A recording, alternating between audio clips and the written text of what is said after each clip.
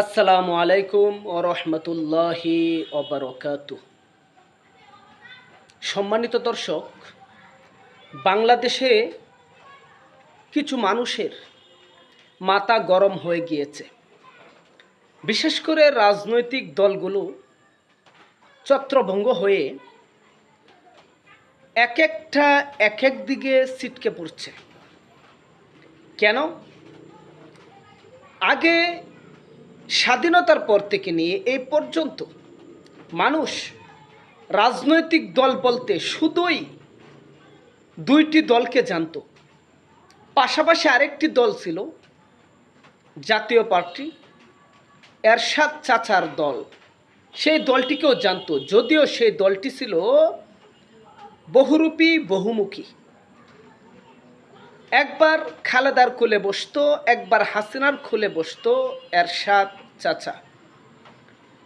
কিন্তু এর পরেও আওয়ামী লীগ, বিএনপি, জাতীয় পার্টি হিসাবে একটা কথা রয়েছে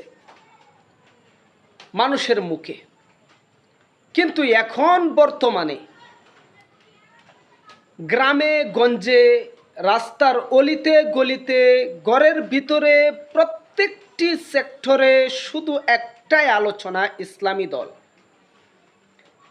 আবার ইসলামী দল বলতে এমন একটি দল সবার আগে চলে যাচ্ছে, যে দলটি ছিল বাংলাদেশের সবচেয়ে পিছে।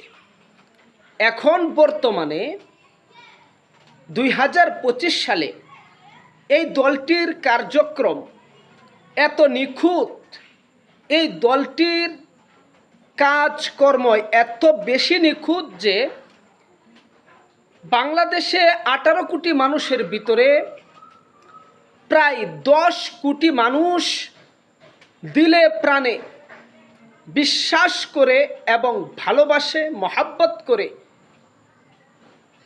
সেই দলটিকে। আপনারা কি জানেন?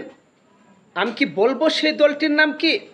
সেই দলটি হলো আল্লামা মামুনুল হকের দল।